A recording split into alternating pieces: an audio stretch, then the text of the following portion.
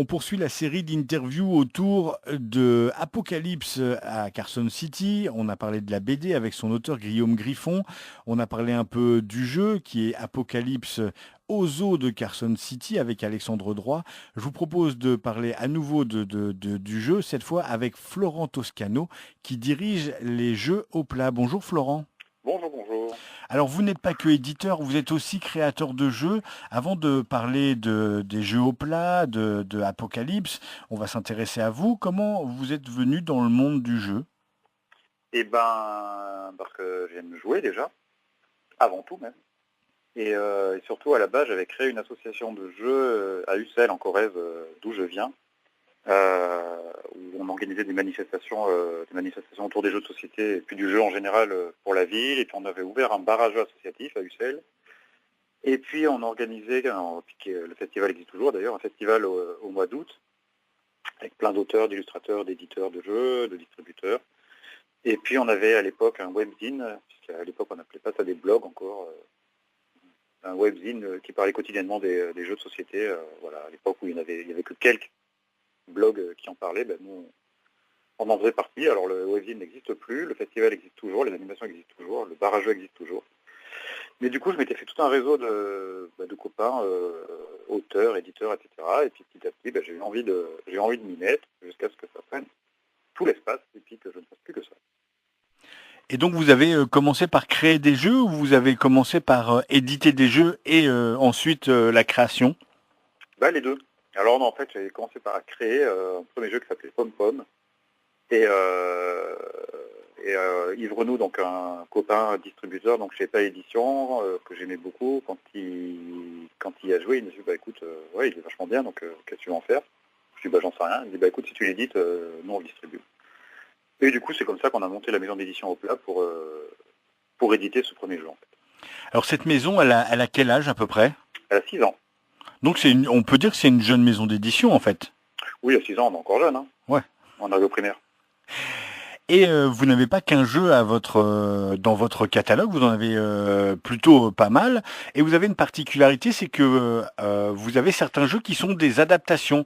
Alors soit de bandes dessinées comme Quatsu ou la BD Western, vous allez nous en parler. Mais il y a aussi les films de Luc Jacquy qui ont été adaptés en jeu.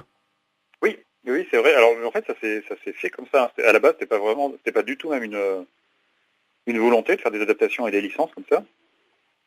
Ça s'est juste fait par intérêt, enfin intérêt que moi je trouvais dans les démarches de ces gens-là.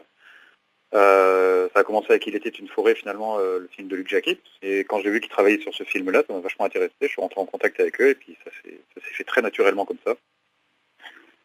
Puis du coup, on s'est tellement bien entendu qu'on a poursuivi naturellement avec les films qui ont suivi, La glace et le ciel, et puis récemment L'Empereur.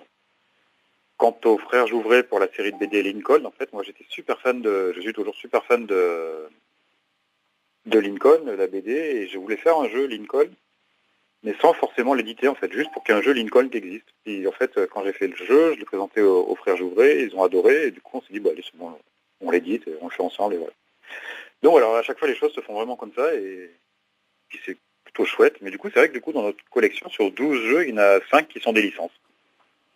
Et la dernière, c'est Apocalypse sur Carson City. C'est pour Ouais. ça que j'ai fait cette série, parce que quand je suis tombé sur l'annonce qu'un jeu allait être adapté d'une BD, j'ai vraiment voulu m'intéresser au fait que il y a une collaboration qui se fait entre un auteur, entre un éditeur, entre un producteur, et puis entre deux maisons, une maison d'édition de jeux et une maison d'édition de bande dessinée. Alors, Alexandre Droit et Guillaume Griffon nous ont parlé de cette rencontre autour d'une bonne bière et dans un festival.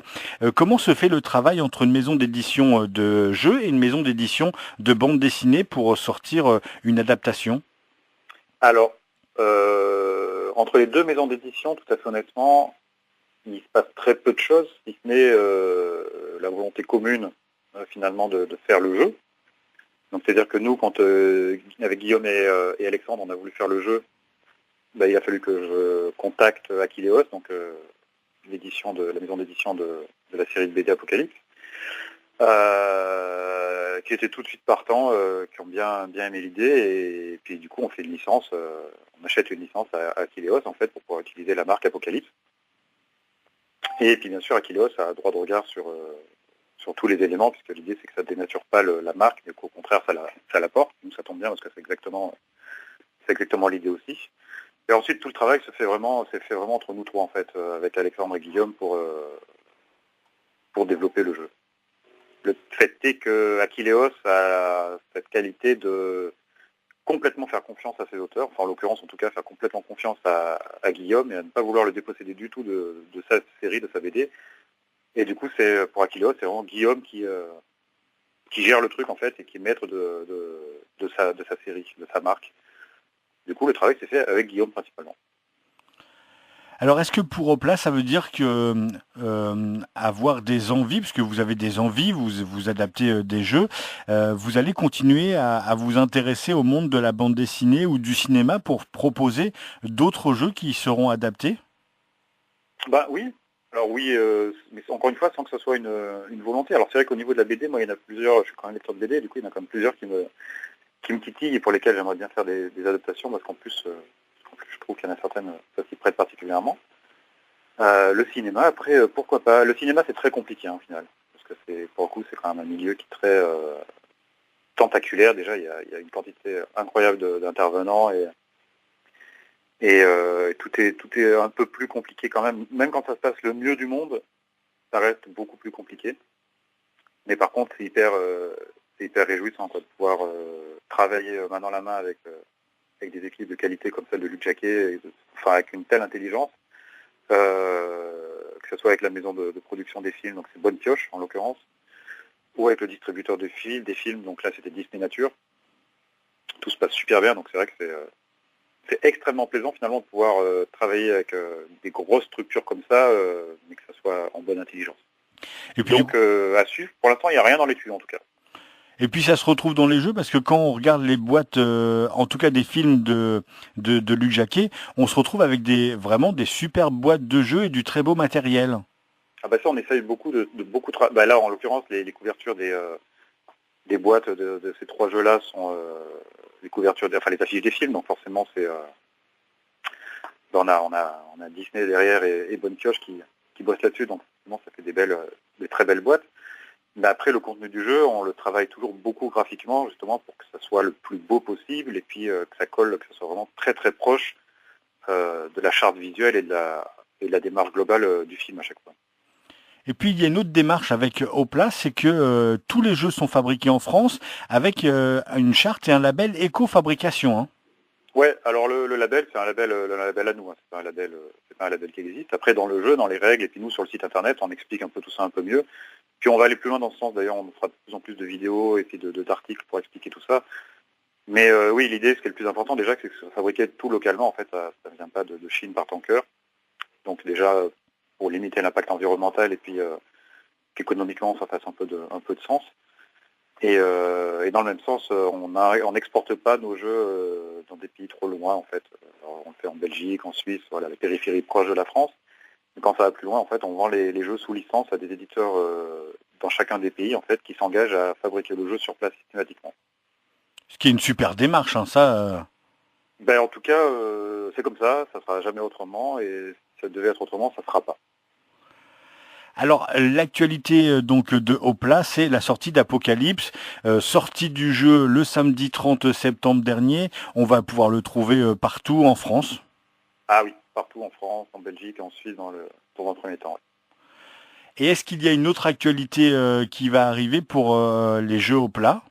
Mais oui, il y en a plein, oui, on travaille beaucoup à l'avenir. On a un prochain jeu qui s'appelle POC qui va sortir, alors qui est hors gamme, qui fait partie d'aucune des trois gammes pour l'instant. Qui est un jeu un peu foufou,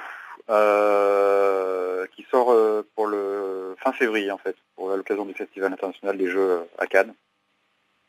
Qui est un jeu très très, alors ça fait trois ans qu'on le fait tourner en fait, donc il a déjà beaucoup tourné sur les festivals, les salons. Et on a beaucoup hâte qu'il sorte parce que c'est vraiment un jeu un peu particulier parce qu'on joue avec des sous-bocs. C'est un jeu de pichenette avec des sous-bocs qui volent, donc c'est très fun, très rapide, expliqué en 30 secondes et on a bien hâte que ça arrive aussi.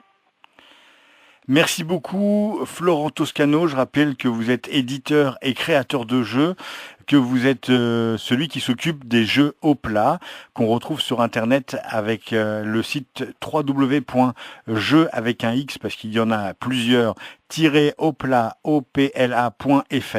que vous allez retrouver de superbes jeux et que en plus ils sont fabriqués en France, qui a un label éco-construction. Vous en saurez plus sur le site, que vous retrouverez les jeux tirés de l'univers de Luc Jacquet et ce dernier jeu, donc Apocalypse aux eaux de Carson City, une petite boîte facilement transportable avec 66 cartes à l'intérieur, tirées de l'univers de Guillaume Griffon. Vous reconnaîtrez sûrement plein d'univers cinématographiques.